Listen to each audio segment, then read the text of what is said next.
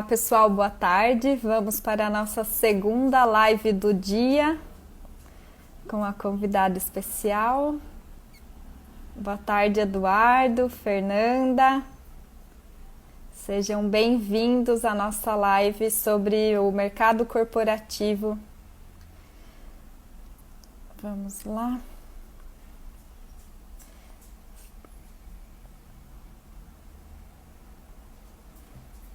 Karen, seja bem-vinda. Ana. Hoje a nossa live será com o Jadson Mendes Andrade sobre o mercado corporativo imobiliário. A Cushman é a nossa convidada especial. Eles já chegaram aqui.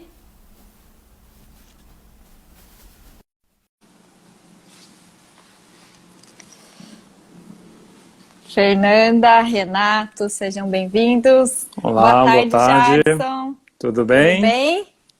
Ótimo. Obrigado pelo convite. Não, obrigada a você por aceitar o convite do Club Coworking, Jadson. Eu vou só apresentar. O Jadson, ele é especialista em pesquisa de mercado, avaliação de tendências futuras no setor imobiliário. E hoje o nosso bate-papo vai ser sobre o mercado imobiliário corporativo na pandemia. Exatamente.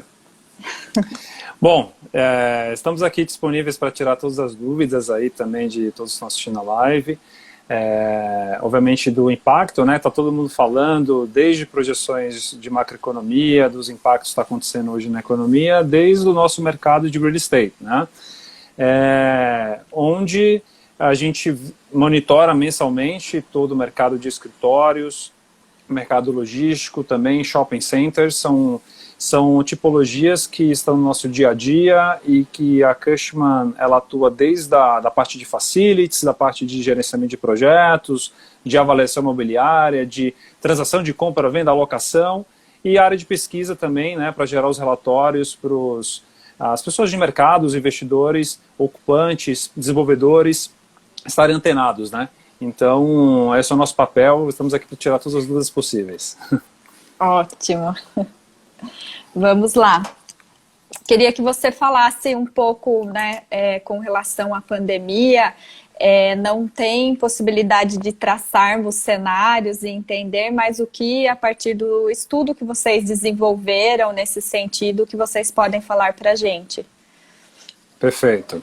Sim, a Cushman globalmente, ela já atua em aproximadamente 70 países e, obviamente, nós já estamos recebendo as instruções desde que quando começou lá na Ásia, né, especialmente na China, e hoje já estão em outro patamar que é de retorno ao mercado, né, ao trabalho. Inclusive a Cushman, ela está ajudando nesse momento 10 mil empresas na China, ou seja, 1 milhão de trabalhadores a retornarem aos seus trabalhos, tá? Aos escritórios. A gente está falando de mais ou menos 800 milhões de square foot, né? Isso aí dá mais de 70 milhões de metros quadrados. São muitas áreas, muitas pessoas. E isso tem criado para a gente ongoing, né? Materiais de melhores práticas para que a gente possa aplicar nos mercados que ainda estão passando por problemas, né? Ainda, por exemplo, tem a Itália, Estados Unidos, que o pico da curva praticamente eles atingiram nesse momento e é crescente ainda. Brasil, que também ainda está na primeira onda, a China já passou pela segunda onda. Então, tem criado práticas para a gente de quando o Brasil, algumas cidades já começarem a retornar aos seus trabalhos, aos escritórios, como é que a gente tem que atuar, né, como gerenciador de propriedades, desde o primeiro acesso ao prédio, passar pelas catracas, distanciamento social ali no empreendimento, evitar aqueles touch points também, né, de você entrar no prédio já com sua digital.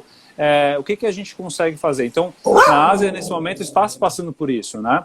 E a gente tem recebido esses materiais e estamos estudando para aplicar isso aqui no nosso mercado futuramente, quando voltar aos trabalhos, né? Chama Six Feet, tá? É um projeto que chama Six Feet. Six Feet. Então, foi desenvolvido na Holanda, um time específico da Holanda, e que aplicou isso na China e agora está testando em outros mercados como a Austrália também. Tá? Então, a gente tem um manual, está disponível isso para qualquer desenvolvedor, isso já está no LinkedIn da Cushman, no site da Cushman, que você pode acessar lá e volta ao mercado, né? Então, a gente pode disponibilizar depois sem nenhum problema.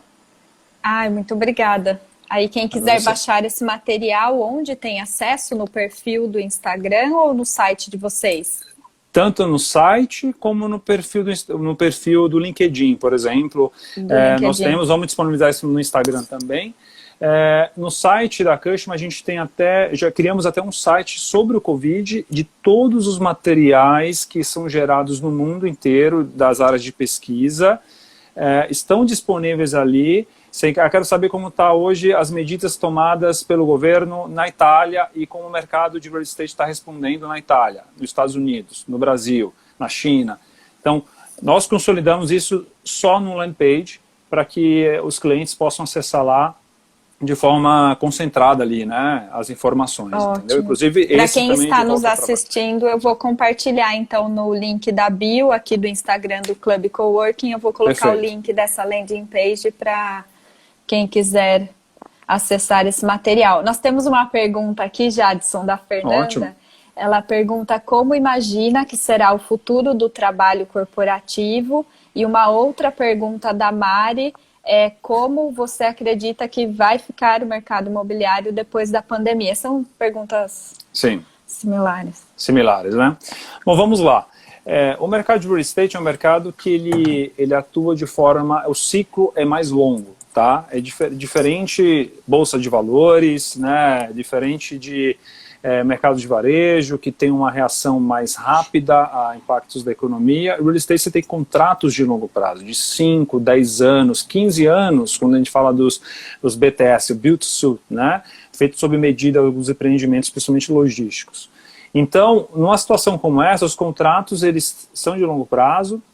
Então, uma empresa para hoje, ela decidir reduzir tamanho ou aumentar, ela tem que fazer um estudo de pelo menos há 1 ano de antecedência para entender se também vai ter esse espaço no mercado disponível para ela, né? Hoje, a vacância de São Paulo está reduzindo cada vez mais, a vacância física está em torno de 16%, e a vacância comercial, que é como se fosse todas as locações realizadas recentemente que ainda não ocuparam, né?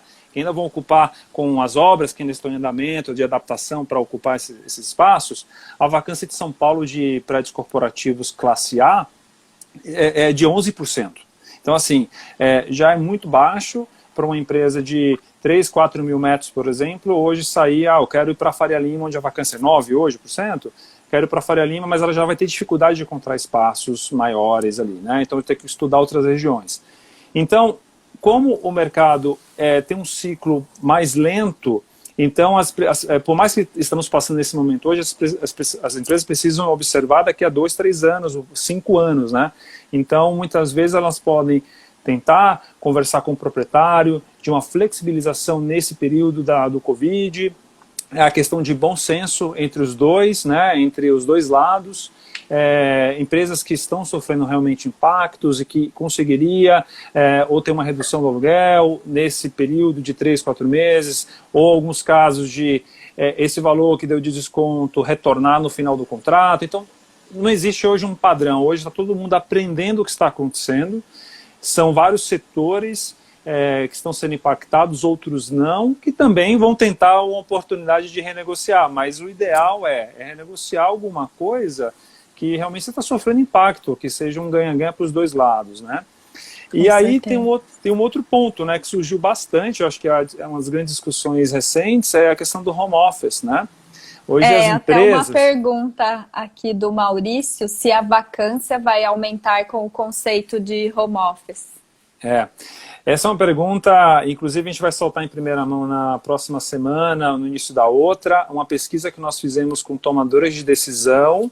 A gente finalizou a pesquisa essa semana, então a gente está agora apurando os dados e criar o paper para isso, né? Uma pesquisa de home office que vamos soltar aqui, fizemos com presidentes, CEOs, diretores, gerentes sêniores que tomam decisão de espaço de ocupação, né, de escritórios e logístico.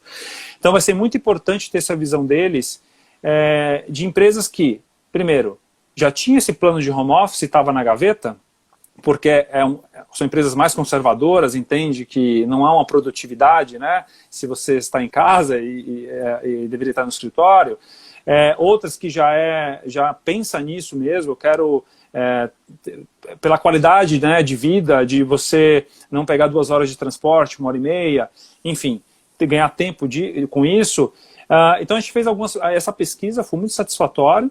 A gente vai divulgar isso futuramente, onde as empresas sim estão pensando em fazer um home office, mas como, novamente, o mercado de São Paulo, diferente do Rio, que a vacância está em 34%, né, mas estava em 40% e vem se recuperando, vem melhorando, o mercado de São Paulo tem uma restrição muito grande hoje de oferta. O que é esperado para entrar no mercado é muito baixo, abaixo da média dos últimos 6 anos.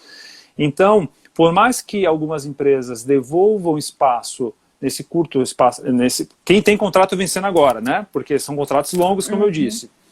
Não adianta você ter um contrato que vai vencer daqui a 3 anos, fazer um plano desse e devolver espaço, porque você vai ter que pagar uma multa para o proprietário, porque está amarrado ao contrato, né?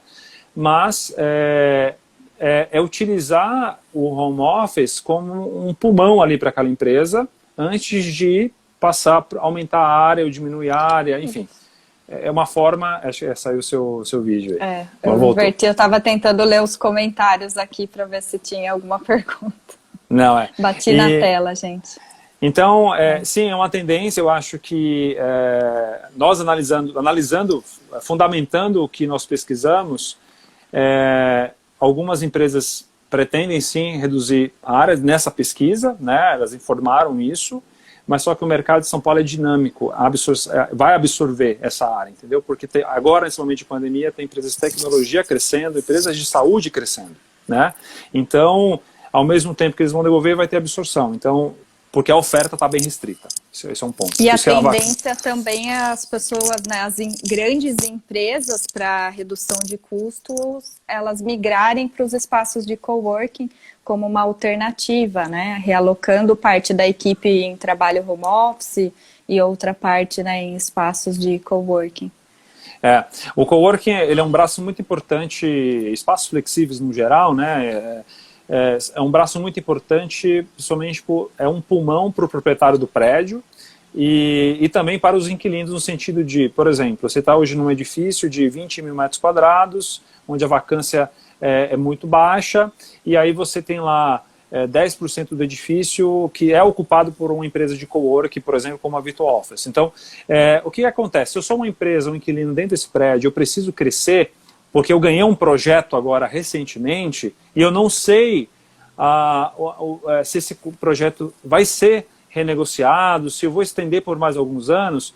O que eu vou fazer? Eu tenho dentro do meu mesmo prédio um espaço de coworking onde eu posso adaptar essas 10, 20 pessoas profissionais para esse projeto específico e ali ficar por 6 meses, 1 ano. Se eu verificar que esse projeto andou, por que não alugar já um espaço físico? Porque ele sabe que vai ficar. Então, é uma dinâmica que vai andar sempre junto o espaço de coworking, junto com a ocupação mesmo física de empresas que querem, né, ter seu espaço, né? Então é super... E é um ponto importante, né? A flexibilidade que o coworking dá para o crescimento... Travou, Jadson. Está me escutando agora? Acho que tivemos um probleminha na conexão. Está me ouvindo? Agora sim. Agora sim? Desculpa. Seu vídeo entrou em pausa. Não peça desculpa. Agora, com tantas lives, isso tem acontecido com recorrência. Certo. Aí você ia dizendo que as empresas, o que acontece quando elas estão no espaço de coworking, e aí interrompeu. Sim, exatamente, sobre ser um pulmão para as empresas que estão nesse edifício e que não sabe ainda se esse projeto vai ser mantido por mais alguns anos. Então ela pode, obviamente, ficar dentro do mesmo prédio com os seus colegas, né? Então, os seus colegas dentro do mesmo edifício, tendo a sinergia que as empresas preferem, né? De estar no mesmo edifício, ter aquela sinergia dos funcionários, etc. Ocupando espaço de coworking por um período que ainda não sabe se vai virar ou não aquele contrato que ele acabou de fechar. E aí é um ponto importante nesse período de pandemia, que aí entra a flexibilidade, né, para os inquilinos, porque é um inquilino que tem um contrato com um coworking de 30 dias, 60 dias, e ele consegue ter essa dinâmica mais rápida, não está amarrado a um contrato de 5, 10 anos, né? Então, e o crescimento também é muito mais fácil, né? Quando essas empresas crescem, elas podem contratar rapidamente, né? Um espaço adaptável. No outro dia, ela já verifica com vocês uma posição, assina o contrato no mesmo dia, no outro já começa a operar, com tecnologia, com Wi-Fi, né? Com serviços sem cachorro de limpeza, latindo. sem cachorro latindo, tudo isso. Então, tem essa flexibilidade que é importante e sempre vai andar ao lado de uma ocupação maior de propriamente escritórios, né? Uhum. Tudo isso está nesse estudo que você mandou sobre os coworkings, né? Sim, e é interessante nesse estudo que a gente observou o crescimento de mais de 550% dos coworkings desde 2016 até agora o finalzinho de 2019, né? Então, foi um crescimento exponencial, muitos players estrangeiros também entraram no mercado, observando, porque foi um momento interessante, foi um momento de alta vacância no Brasil, Rio, São Paulo, principalmente, dessa ocupação, por exemplo, nos últimos anos, foram mais ou menos 301 mil metros quadrados que foram ocupados em 2, 3 anos, e algumas empresas foram responsáveis por 260 mil, em torno de 5, 6 empresas. Então, houve sim uma ocupação forte que ajudou a reduzir a vacância também, né? Foram muito importantes nos anos de 2017 ali, meados 17, 18 e 19 também, né? O grande crescimento dos espaços flexíveis, né? Muito bom. Nós temos aqui, Jadson, o Maurício, ele comentou que São Paulo vem em uma importante retomada de taxa de ocupação, né? Isso que você vinha falando. Sim. Não sei se você quer acrescentar alguma coisa nesse comentário. É justamente isso. Hoje a vacância física está em 16%, né? Que hoje a comercial, que é essas locações que ainda não foram ocupadas fisicamente, a vacância de São Paulo de prédios corporativos classe A está em 11%. É bem saudável ter uma vacância próxima de 10, 11%. A oferta esse ano ainda está restrita, vai entrar em torno de uns 140 mil metros quadrados de prédios classe A nas principais regiões de negócio, que é muito abaixo da média dos últimos 5 anos. E são regiões que vão entrar relativamente caras também, né? Então que já está precisando, como Faria Lima, né? Que vai receber um empreendimento grande agora no segundo semestre, porque a vacância está em 9%. Né? Então, e está faltando terreno, né, nas regiões primes para você construir. Então vai se consolidar cada vez mais, aumento de preço vai ocorrer sim, né? Já vem acontecendo desde o ano passado. Então, regiões primes, por exemplo, são regiões que já vêm passando por um ciclo já de expansão de preço, né? Tá. E isso depois após a pandemia, qual que é a sua visão nesse sentido? Tende a aumentar o preço? Qual é? Isso ainda é um pouco complicado ainda. As nossas projeções eram sim de aumento de preço, tá, para esse ano. Do mercado geral até como um todo, não só dos primes que já vinham crescendo. Certamente vai haver o quê? Contratos que hoje vão estar revisionando, vai ser algo pontual mesmo entre proprietário e inquilino e dependendo da região, né? Por exemplo, hoje a vacância da JK, Juscelino Kubitschek, está em torno de 1%.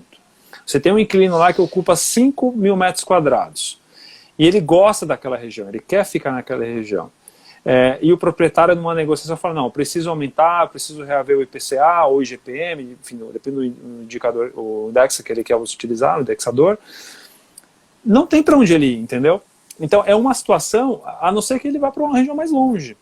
E aí depende, os clientes dele, os fornecedores, estão concentrados na JK, na Faria Lima, porque na Faria Lima não tem 5 mil metros quadrados agora de espaço contíguo, né, para ele ocupar, mesmo sendo vários andares mais contíguo, não tem. Então, aí é assim, uma situação, tem que olhar micro. O mercado de real estate ele já muda na outra rua, na outra avenida ele já muda totalmente. Então, essas regiões, sim, tem espaço para crescimento de preço, embora tenha ainda a pandemia. A não ser que essa vacância se torne de 1% hoje, se torne de 10%, 15% até o final do ano, que eu acredito que não vai acontecer. Né? Os contratos são de longo prazo. Né? Então, é difícil hoje uma empresa entregar, porque ela tem que pensar para os próximos 5 anos, 4 ou 5 anos, pelo menos. Né? Então, ela entregar, ela vai ficar depois sem espaço. Muito bom. Mais uma pergunta aqui, qual a região mais resiliente de São Paulo? Olha, excelente pergunta. Paulista, certamente, é uma das regiões, eu não falaria apenas uma. A Paulista é bem resiliente, ela teve um processo na época dos protestos, né, que assustou um pouco as empresas, isso lá em 2015, né, 14, 15, 16 ali, protestos diários praticamente, toda semana tinha um pelo menos, e assustou algumas empresas e nós registramos em um ano absorção negativa, né? Ou seja, mais saída do que entrada na região da Paulista. No outro ano já voltou tudo, preços cresceram absurdamente, no ano de 2018 o preço da Paulista cresceu quase 20%, aí em 2019 cresceu também próximo dos seus 10%. Pra você ter ideia, no final de dezembro de 17, a gente falava de preço de Paulista em R$95 pedido, né? O preço pedido média de classe A, 95. Hoje já estamos falando em R$125 o preço, médio, tá? E vacâncias baixas lá.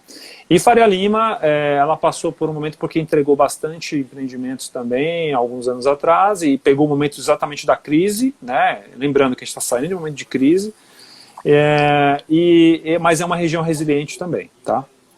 Como Itaim, JK, tá? São regiões bem interessantes e resilientes. Obrigada. Eu vou monitorar aqui, ver se tem mais alguma pergunta. Se enquanto isso você quiser acrescentar alguma coisa. Então, esse daqui nós já fizemos. Da vacância de home office.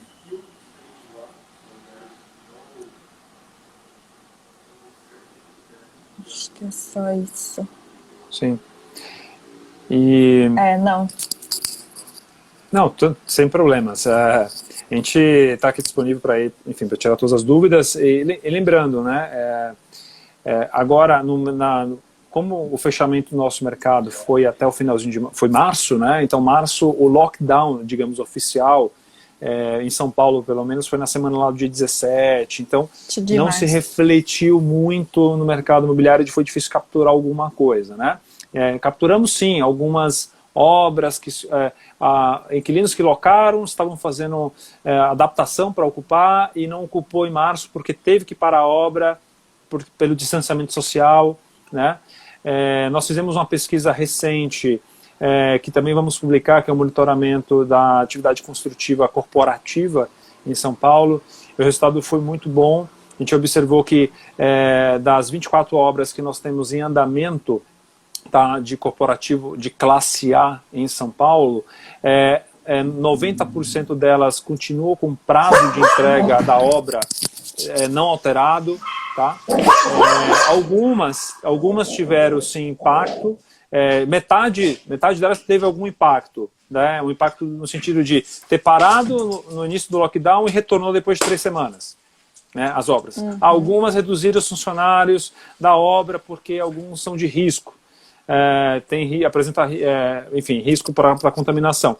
E aí reduziram, mas mantiveram ainda o período de obra, né, a data de entrega. Então, basicamente, o impacto não foi forte na construção, tá, pelo menos corporativa até o momento, e nem no logístico também.